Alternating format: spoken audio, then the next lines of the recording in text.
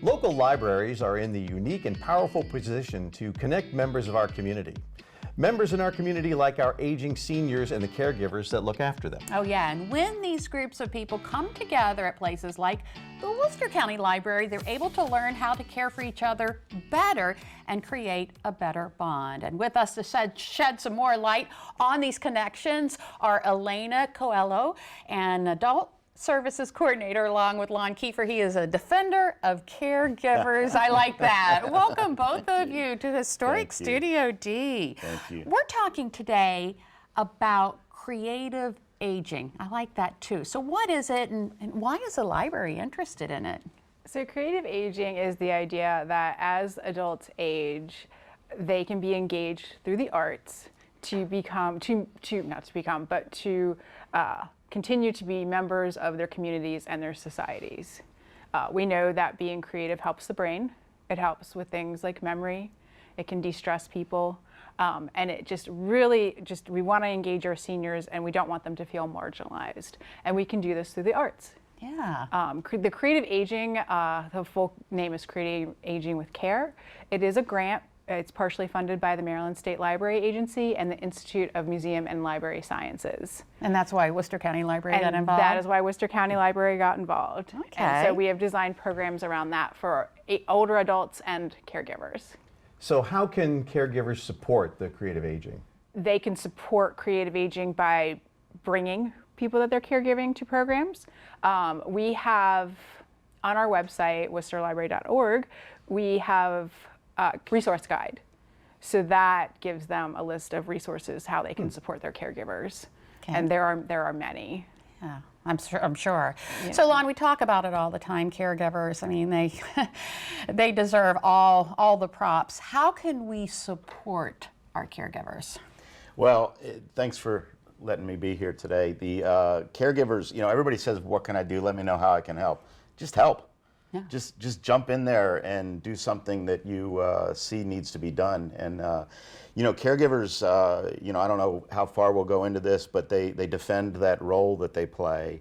And sometimes they think that that's the role they're going to have for the rest of their lives. So maybe not help some of the caregiver roles, but help some of the other things that are in their lives. Yeah.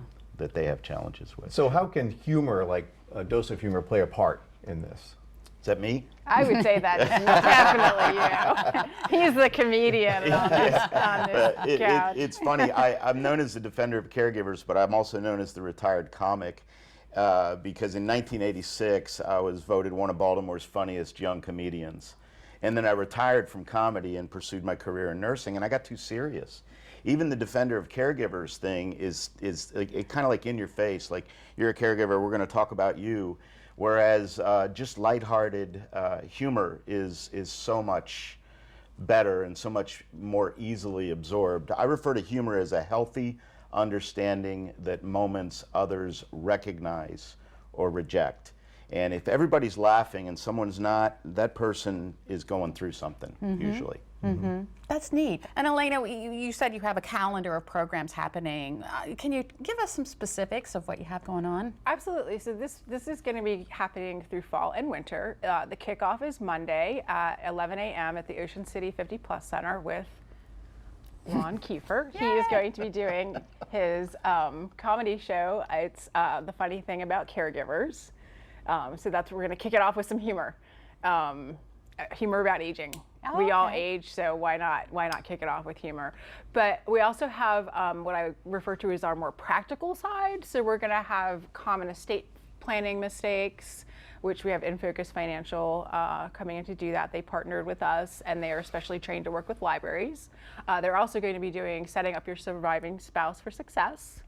Some of them will be in the library, some of them will be at other 50 plus centers. We want to spread this throughout the community. I would like to say that while this is in Worcester County, that if you live in Wycomico or Somerset, everybody is welcome. That's wonderful. Everybody is always welcome at the library. Please come in. We are also going to have an acrylic paint pour for the more creative side.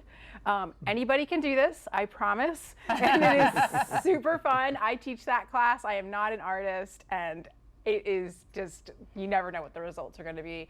And then Dustin Perry will be joining us via Zoom. He is, he's also in healthcare, actually, but he's up in Rhode Island. He's also a motivational speaker and part-time paranormal investigator. You may have seen him on Ghost Hunters. Yep. Or Ghost Hunters International. Nice. And he's fantastic. He has a presentation called Once Upon Death and Dying. Okay. This is something we don't want to talk about. So he talks about it in a way of looking at different funerary rites. But it is also a death positive talk in which we will have a conversation at the end. Interesting. I attended it once already, and it's beautiful. Huh. Well, it sounds like a lot of great programs, Yes. worthwhile programs, and of course the humor there too. And we'll have a link on our website, DelmarvaLife.com, so you can find out when and where and how you can get involved. Absolutely, yes. Thank you so much, Thank you. Elaine and Lon, for coming in. Thank you. Worcester County Library.